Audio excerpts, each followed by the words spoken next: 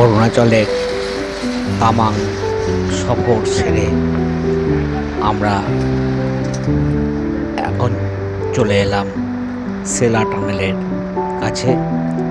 আজ আমাদের গন্তব্যস্থল বোমডিলা। আমরা সেলা টানেলের সামনে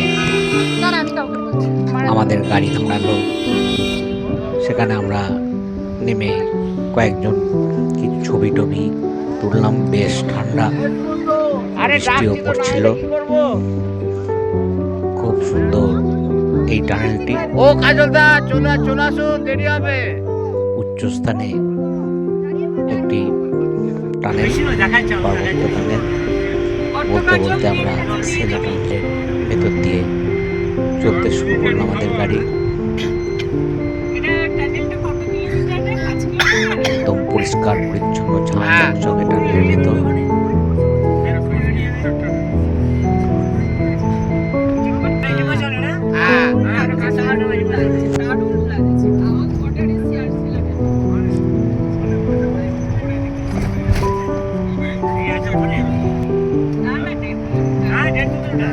টানেল এর প্রায় অপর দিকে আলো এবার দেখা যেতে শুরু করলো। বেশ দীর্ঘ এই টানেল।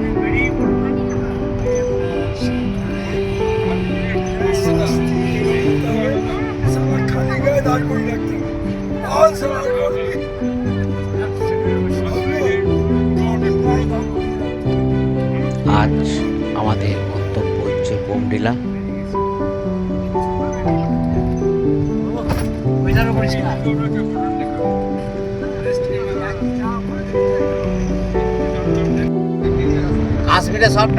সেলা টানেল পার হওয়ার পর আরো একটি টানেল দেখতে হয়।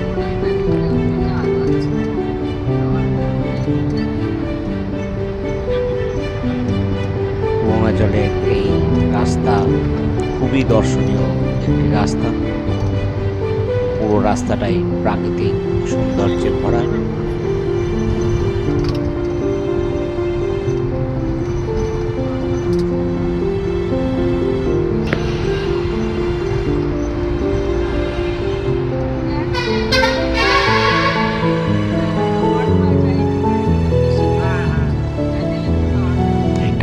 হওয়ার জন্য আজ অনেকটাই দূরত্ব কমে গেছে অরুণাচলের রাস্তার দূরত্ব।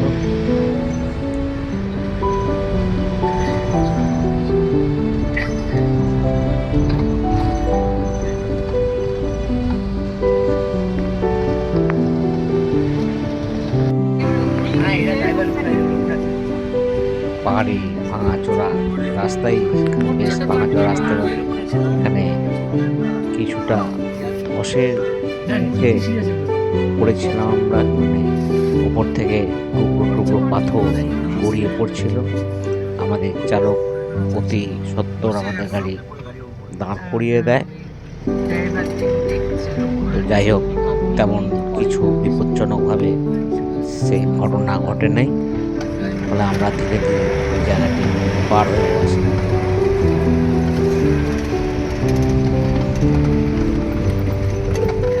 অরুণাচল সফরে এই যে রাস্তা, আসলে রাস্তার মধ্যে যেতে হয়, সত্যি খুবই চমৎকার দুধারের দৃশ্য।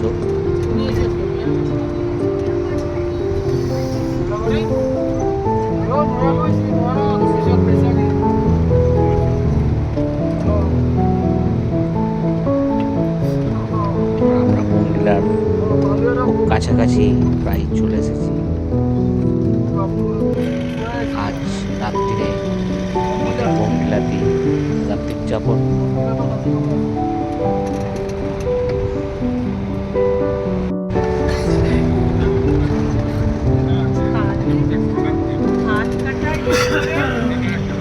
আমাদের অরুণাচল প্রদেশে এই ভিডিও শেষ পর্ব। অরুণাচল সফরের এই ভিডিও এই আমাদের শেষ পর্ব। আমাদের বোমডিলা এক রাত্রি স্টে করে পরের দিন আমরা আবার বেরিয়ে আসবো কাজিরাঙা হয়ে আমরা ফিরে আসবো গুয়াহাটি।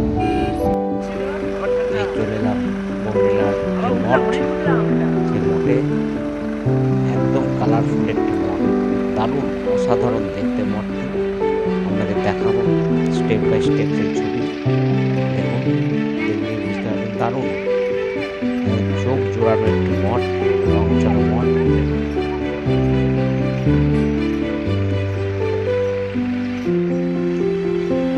এই মঠটি কিছুটা দিরাঙে যে মঠ দেখিয়েছিলাম সেই মঠের মতনই।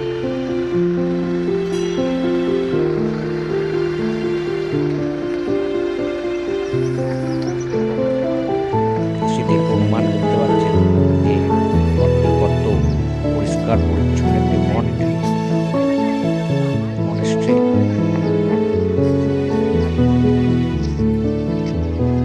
চারিদিকে পাহাড়ে ঘেরা গাছপালা, সুন্দর একটি দৃশ্য।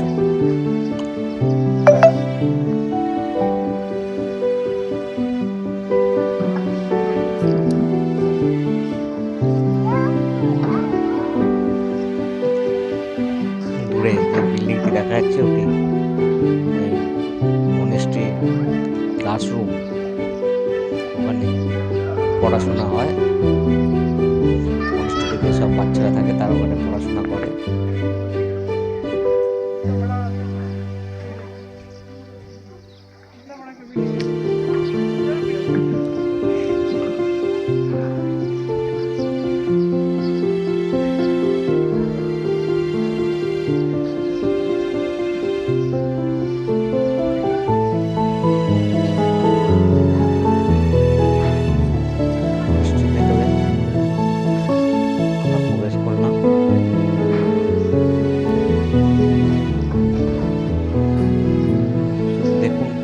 পরিচ্ছন্ন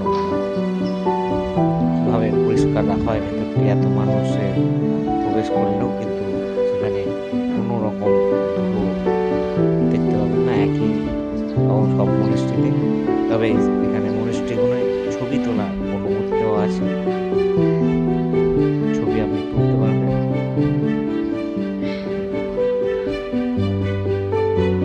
সাধারণ সব কাজ ভেতরে, বুদ্ধের মূর্তি। কাজল দ্বারা নামে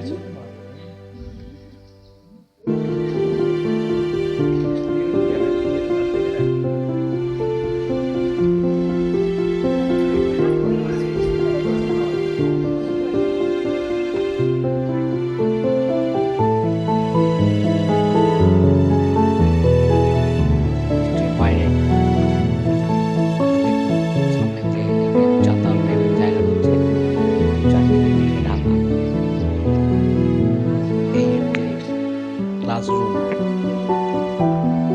এখানে পড়াশোনা হয়, স্কুল।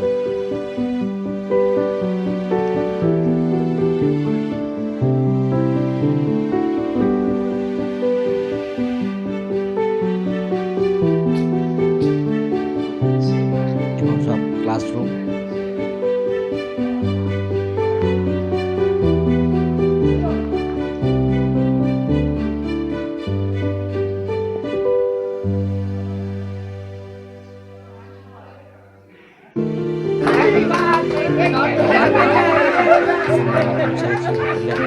সেদিনকে আমাদের সঙ্গে হ্যাপি অ্যানিভার্সারি তো বার্থডে কেন বলছে?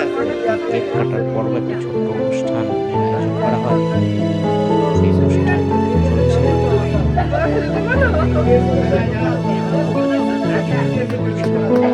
আগে নিজেরা খায়। সেই পালন করা হয়।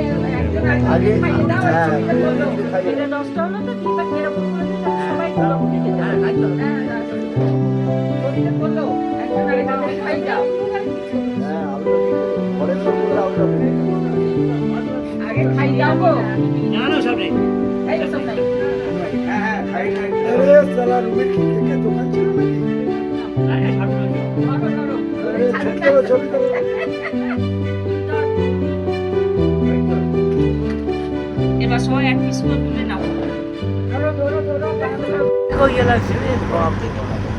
বেরিয়ে সোজা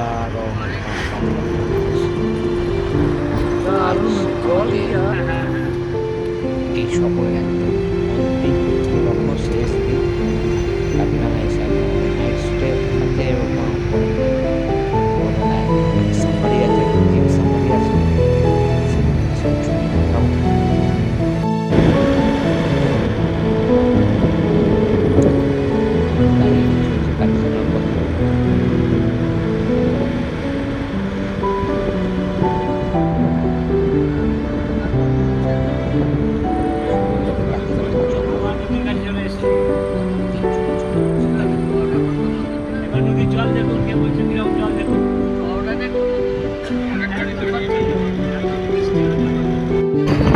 আরে সকালে আমরা সবাই বেরিয়ে পড়ি জিপ সাফারি করব।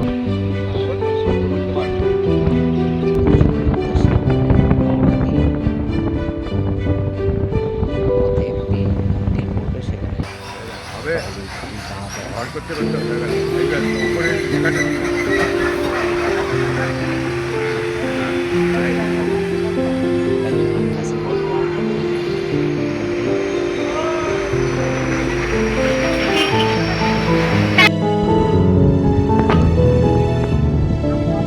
আনন্দ করলাম কালীঘাট মাঠে হেঁটে সামনে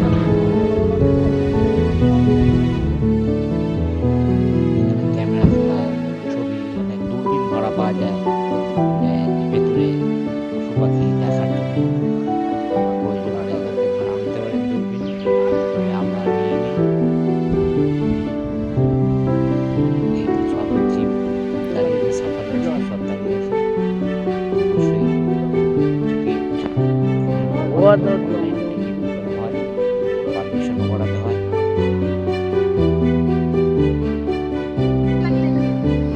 পকেটে পকেটে পকেটে জামার তোমার ব্যাগের চেনটা খোলা আছে।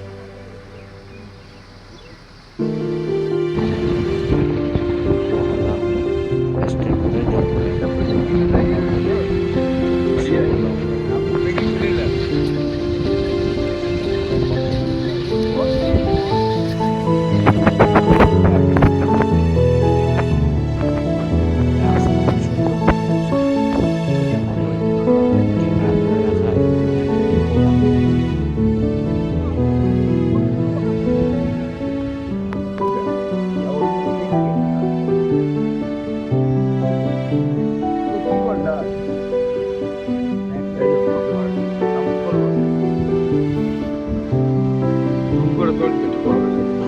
পাখিও এখানে দেখা গেছে।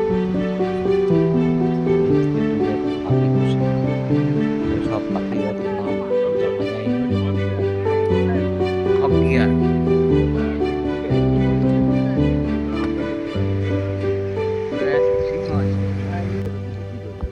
কাছাকাছি বেশ কিছু গন্ডারের ছবি তো অবশ্যই দেখা ভাই গেছে। পড়ে গেলাম একটা এই যে এইটা কিন্তু ভাই ওদের চলে বুঝলেন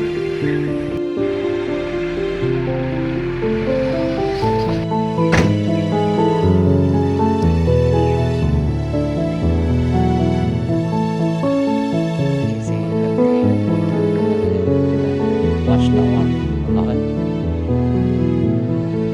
সব ব্রহ্মপুত্রের জল এখানে ভিতরে ঢুকে গেছে, বিরাট একটি জলাশয়। এখানটা এসে প্রত্যেকটি জিপ দাঁড়ায় এবং এখানে নেমে ঘুরে দেখায় যে এখানে স্কেল লাগানো যে ওয়াটার লেভেল কোন সালে কতদূর পর্যন্ত জল উঠেছিল। সেখানে বন্যা তো প্রতি বছরই একরকম হয়। স্বাভাবিক 1988 সালে সালে এই এতদূর পর্যন্ত মানে জল জল উঠেছিল, উঠেছিল। ওয়াটার লেভেলটা এখানে দেখানো আছে। ল্যান্ড লেভেল দেখানো আছে, বন্যার জল কতদূর উঠেছিল কোন বছর কত।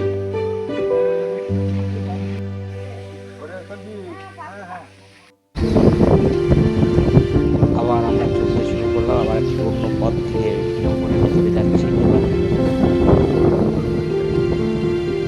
তো বেশ কিছু গন্ডারের দেখা মিলবে।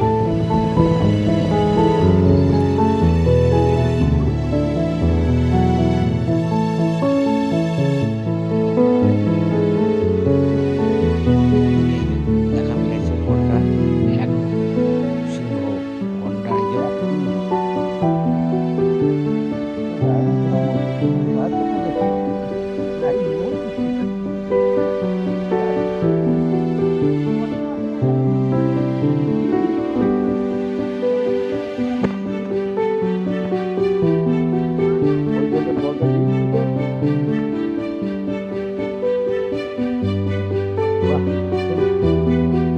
দেখছেন একদম যতটা সম্ভব ক্লোজ করে দেখানো হচ্ছে।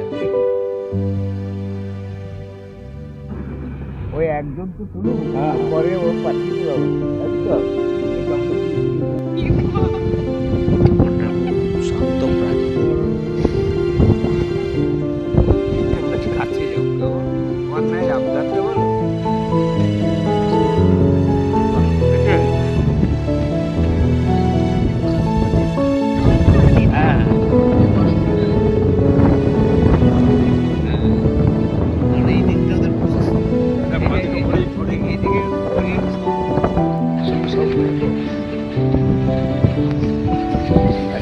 লাগে রাস্তা এত খারাপ যে একদম সোজা করে ছবি তোলার উপায় নেই চলন্ত অবস্থায়। এত ক্যামেরা দুলছে, গাড়ি না দাঁড়ানো পর্যন্ত কোনোভাবেই ছবি যেন তোলা যায় না। হরিণ হরিণ করে প্রচুর হরিণ দেখা যায় এখানে।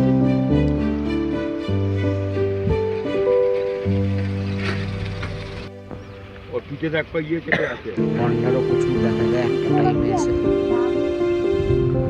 ধানটা উঠছে না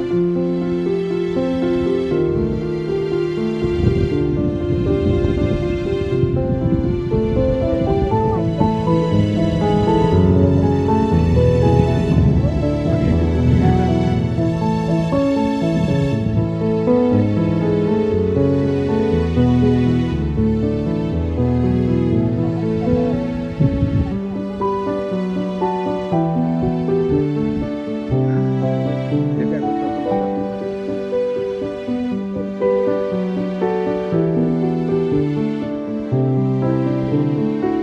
তো আমাদের চালক সাহেব বলেছিলেন যে এই গন্ডার ট্রলি আমাদের সামনে দিয়ে রোড ক্রস করবে অনেক দূর থেকে, আগে থেকে।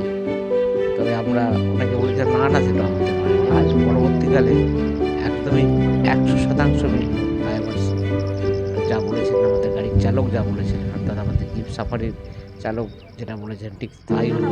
গন্ডারটি আস্তে আস্তে ঠিক রোড ক্রস করবে। অদ্ভুতভাবে ওনারা বুঝতে পারেন ওনাদের কথা। একদম ডিপ কোনো ফরেস্ট জঙ্গল,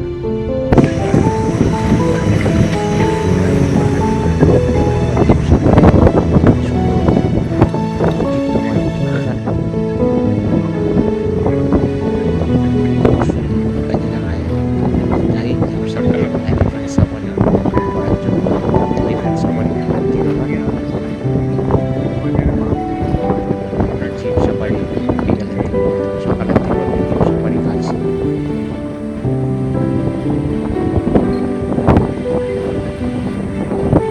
আমাদের যাই হোক অরুণাচল সফর আজকে এখানেই শেষ করছি। আর এই আমাদের আজকে লাস্ট এপিসোড। আপনারা সঙ্গে থাকায় আমাদের সকলকে অনেক অনেক অসংখ্য ধন্যবাদ সঙ্গে থাকায়। আগামী দিনে এভাবেই সঙ্গে থাকবেন। আবার অন্য কোনো সফর নিয়ে আবার আপনাদের সামনে আসবো। আজ এই পর্যন্ত, টাটা। আগামী দিনে আবার দেখা হবে।